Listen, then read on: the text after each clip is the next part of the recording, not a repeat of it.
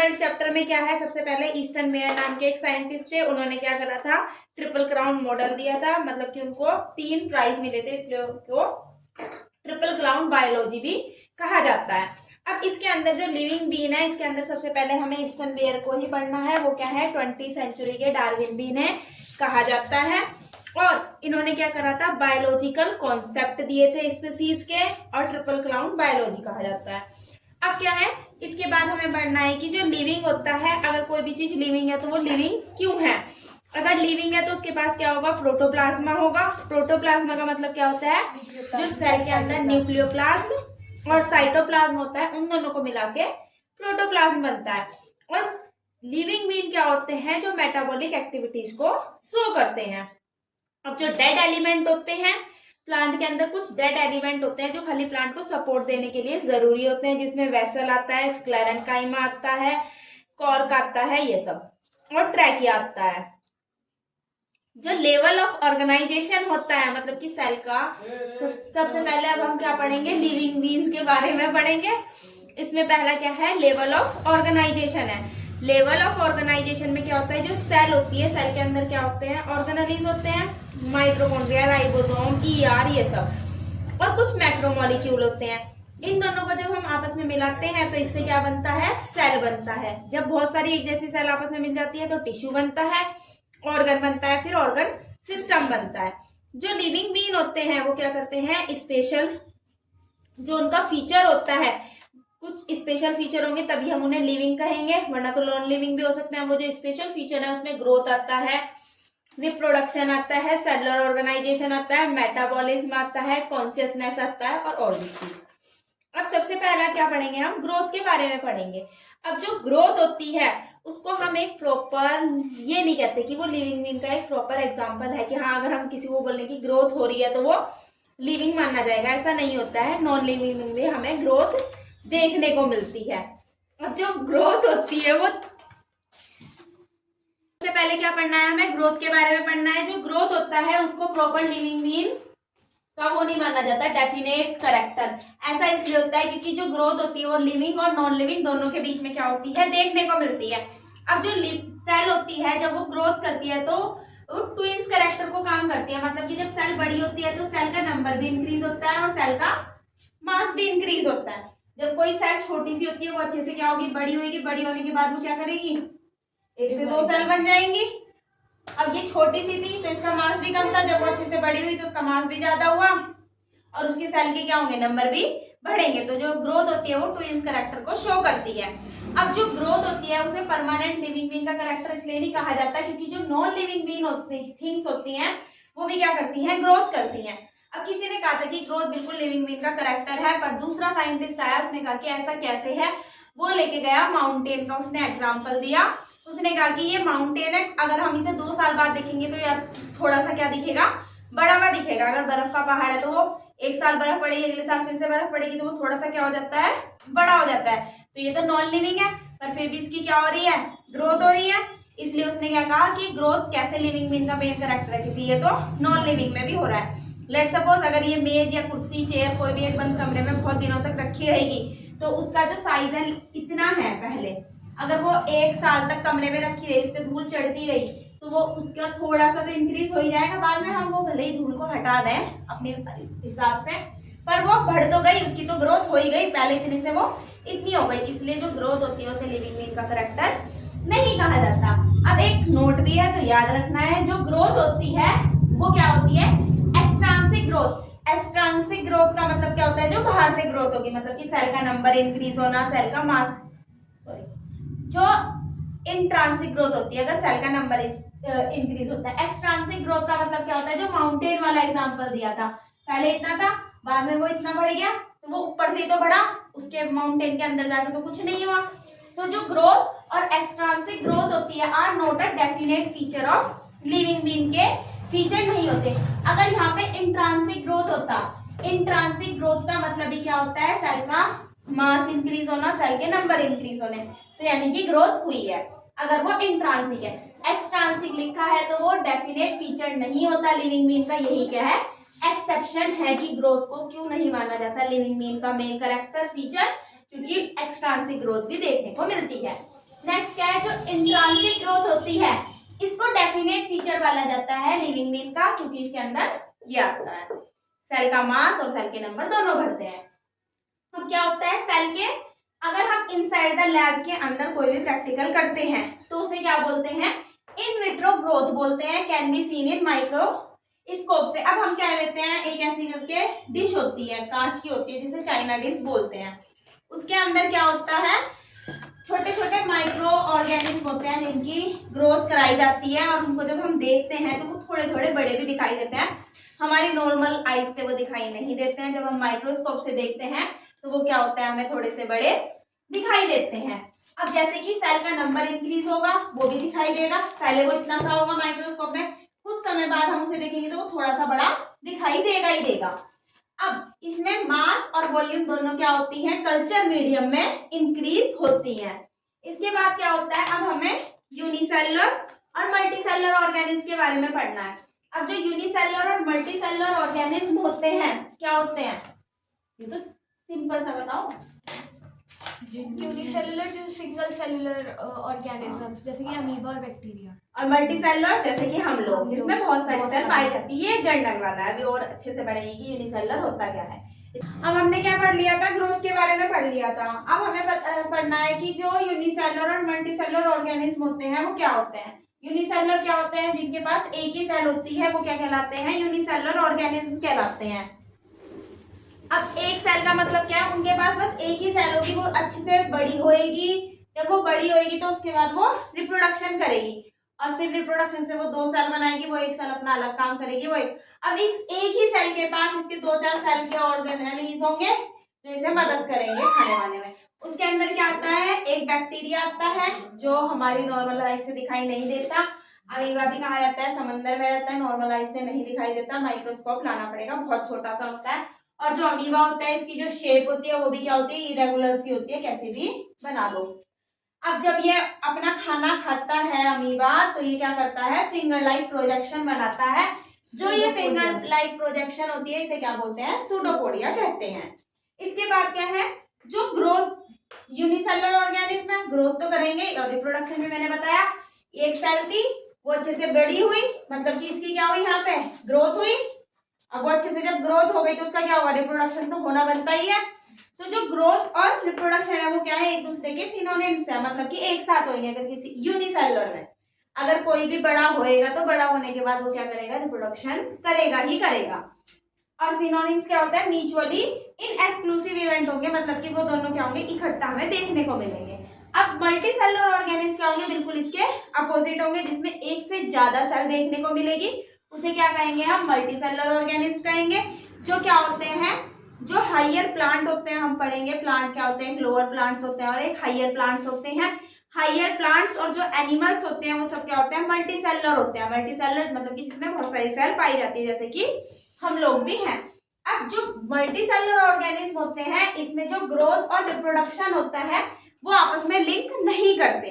अब ये ग्रोथ और रिप्रोडक्शन आपस में लिंक क्यों नहीं करते, क्योंकि कुछ ऐसे ऑर्गेनिज्म भी होते हैं जिनकी ग्रोथ तो होती है, अच्छे से वो बड़े हो जाते हैं, पर वो बाद में रिप्रोड्यूस नहीं कर पाते। कोई सा भी कारण हो सकता है पर वो रिप्रोड्यूस नहीं कर सकते, या फिर उनका रिप्रोडक्शन क्या हो सकता है, रिप्रोड्यूस नहीं कर पाते। और कुछ कुछ ऐसे होते हैं जो लाइफ टाइम क्या करेंगे, रिप्रोड्यूस कर सकते हैं, इसलिए। अब ये क्या होता है, म्यूचुअली इन मतलब कि एक्सक्लूसिव इवेंट होता है, हमें क्या हुआ देखने को मिलेगा, दोनों अलग अलग होंगे, इसलिए। अब इसके बाद क्या है, हमें जो नेक्स्ट पढ़ना है वो क्या है, रिप्रोडक्शन। ग्रोथ पढ़ लिया, ग्रोथ के बाद दूसरा कैरेक्टर क्या है, रिप्रोडक्शन ही है। ग्रोथ क्या है, अपना मतलब कि जो लिविंग बीन है उसकी क्या है, एक्सेप्शन है, मतलब कि उसको लेते नहीं है कि वो लिविंग बीन का मेन कैरेक्टर है। अब इसके बाद क्या है, जो रिप्रोडक्शन होता है उसका मतलब क्या होता है, नॉर्मली अगर जनरल लैंग्वेज में पूछा जाए, क्या, fusion of two female and male gamete combine together and produce new one. Reproduction का सीधा सा मतलब क्या है, किसी डॉटर सेल्स, अरे किसी, हाँ वही, किसी भी नई चीज को प्रोड्यूस करना, ठीक है। अब क्या होती है, जो फॉर्मेशन ऑफ डॉटर सेल, जो नया ऑर्गेनिज्म बना एक इकलौता, वो क्या है, डॉटर सेल बनती है फ्रॉम किससे, पेरेंट सेल से। पेरेंट सेल अच्छे से बड़ी होगी, लेट्स सपोज मेल और फीमेल की सेल आपस में कंबाइन करेगी तो नया एम्ब्रियो बनाएगी, एम्ब्रियो से जायगोट बनेगा, जायगोट से हम जैसे बच्चे छोटे छोटे बनेंगे फिर बड़े हो जाएंगे, ठीक है। अब ये है, अब इसके बाद क्या है, जो लिविंग ऑर्गेनिज्म होते हैं वो रिप्रोडक्शन को शो करते हैं, और दो जो type नॉन का लिविंग होता है। ऑर्गेनिज्म होते हैं उसमें तो रिप्रोडक्शन क्या होता है, अब्सेंट होता है। ये तो हमें पता है, ये चेयर तो रिप्रोड्यूस नहीं कर सकती, ना बोतल कर सकती रिप्रोड्यूस, ठीक है। लेकिन फिर भी इसको करेक्टर क्यों नहीं माना जाता लिविंग बीइंग का? क्योंकि ये ग्रोथ कर लेते हैं। क्या क्या मैंने जो रिप्रोडक्शन है उसको लिविंग हाँ। बीइंग का मेन फीचर नहीं माना जाता ना, क्यों नहीं माना कुछ जाता? ऑर्गेनिज्म रिप्रोड्यूस कर सकते हैं, कुछ नहीं कुछ कर नहीं। सकते। नहीं कर सकते ना, इसीलिए नॉन लिविंग तो कर ही नहीं सकता, वो तो तो बात अलग ही है, लिविंग में भी मुझे कुछ लगा एक्सेप्शंस होते हैं जो नहीं कर सकते। इसलिए इसका पता चला। अब इसके बाद क्या है, जो रिप्रोडक्शन होता है वो क्या होता है, दो टाइप्स का होता है, एक तो सेक्सुअल रिप्रोडक्शन होता है और एक एसेक्सुअल होता है। सेक्सुअल एसेक्सुअल वाला क्या होता है? एसेक्सुअल जिसमें एक पेरेंट इन्वॉल्व होता है।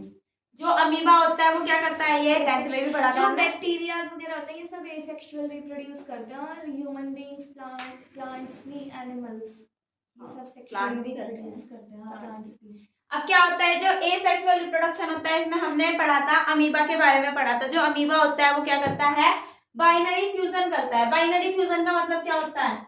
बाइनरी फ्यूजन, अरे एक से अपने दो बनाना है। हाँ। डिवीजन। हाँ, अमीबा अच्छे से क्या होगा, बड़ा होएगा, बड़ा होने के बाद क्या होगा, जब इसकी अच्छे से ग्रोथ हो जाएगी तो इसके पहला न्यूक्लियस क्या करेगा, दो पार्ट में डिवाइड होने को चाहेगा।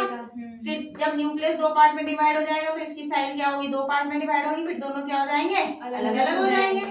तो जो एसेक्सुअल रिप्रोडक्शन होता है सिंगल सेल में, देखा अमीबा में क्या होता है, एसेक्सुअल रिप्रोडक्शन देखने को मिलता है, और उस वाले रिप्रोडक्शन को क्या बोलते हैं, बाइनरी फ्यूजन बोलते हैं। इसके बाद जो नेक्स्ट है वो क्या होता है, बडिंग। बडिंग क्या होती है? बडिंग हाइड्रा में होती हाँ, है। ईस्ट या फिर हाइड्रा में। में टूटना। अब क्या होता है, ये हाइड्रा है, लट मानना है, ऐसा ही होता है, वो यूं यूं यूं यूं यूं यूं करके, ठीक है। माइक्रोस्कोप में ईस्ट के सेल्स देखे थे परसों। अब ये छोटे से एक बड निकलती है, ये बड क्या हो जाएगी, अच्छे से ग्रोथ करेगी, फिर ये टूट के मिट्टी में गिर जाती है, और फिर वो नया हाइड्रा, क्या कर देती है, बना देती है। उसे क्या बोलते हैं, बडिंग। बडिंग। ये बाइनरी फ्यूजन है, एक से दो बने। ये हाइड्रा में क्या होता है, बडिंग देखने को मिलता है।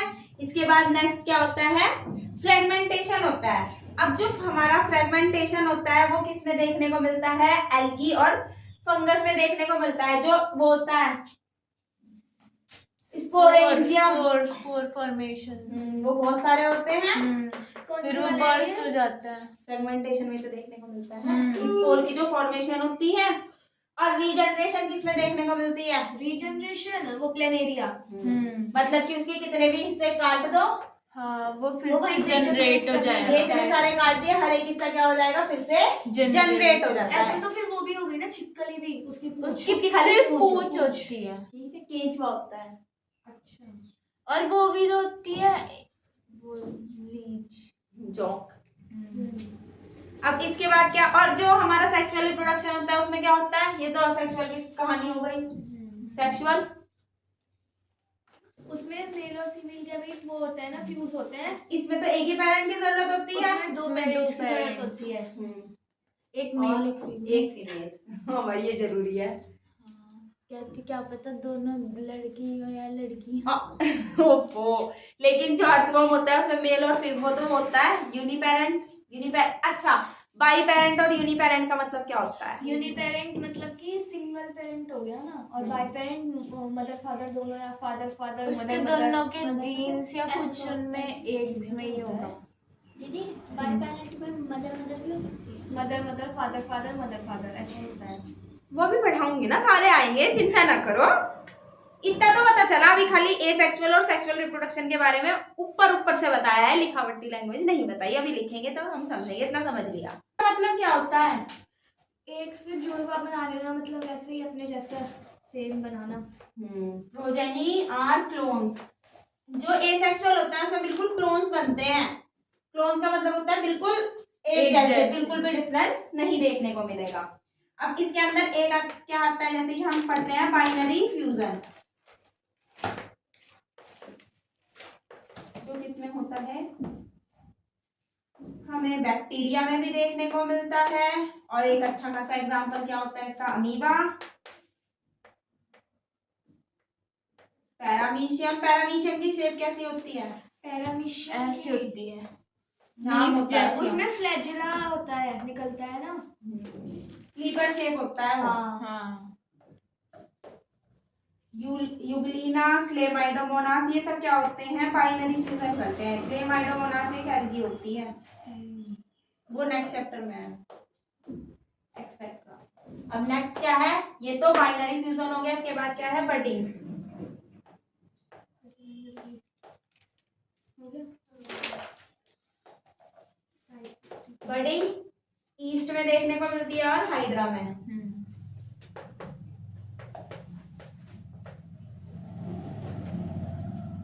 Spore formation, fragmentation, sporangia. Sporangia तक इसमें है। वो फॉर्मेशन मतलब एल्गी और फंगस, हाँ, fungi. Type.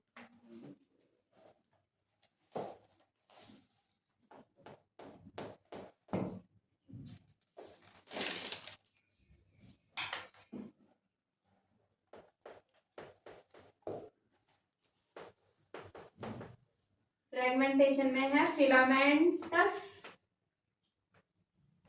Algae and fungi,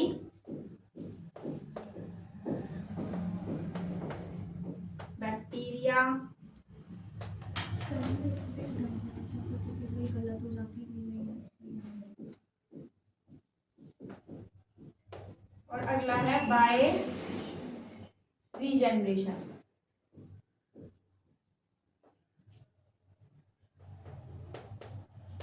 regeneration देखने को मिलता है प्लेनेरिया।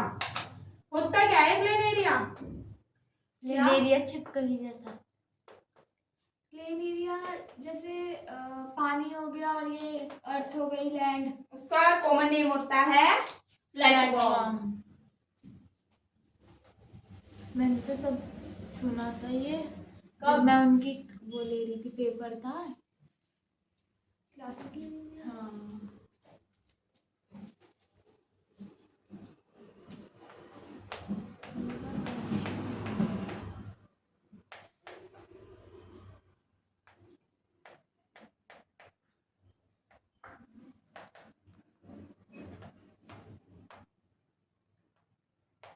सेक्सुअल हायर ऑर्गेनिज्म में होता है, मोस्टली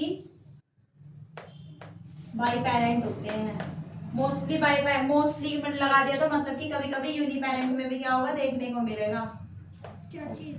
सेक्सुअल रिप्रोडक्शन।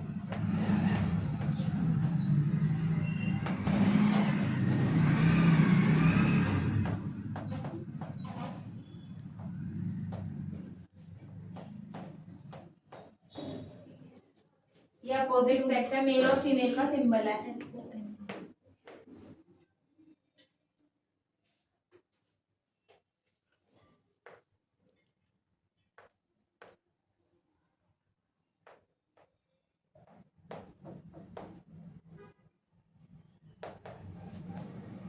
और यूनिपेरेंट अर्थ फॉर्म में देखने को मिलता है।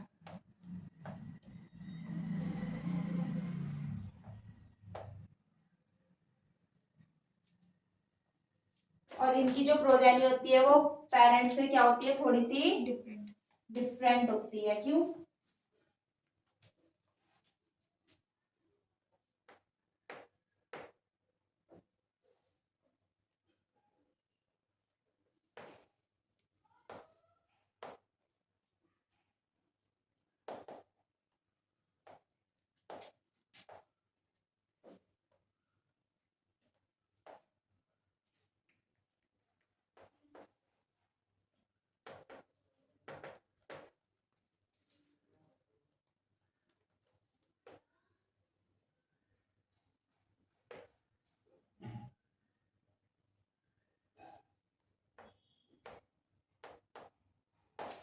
अब इनकी जो मतलब कि जो प्रोजेनी आती है वो पेरेंट से क्या होती है? अलग होती है, क्योंकि उसमें वेरिएशन आएगी। वेरिएशन क्या होती है? सेक्सुअल रिप्रोडक्शन में वेरिएशन है, तभी वो क्या कर रहा है? वैलिड कर रहा है, तभी जो डिजीज होती है वो ट्रांसफर नहीं हो पाती।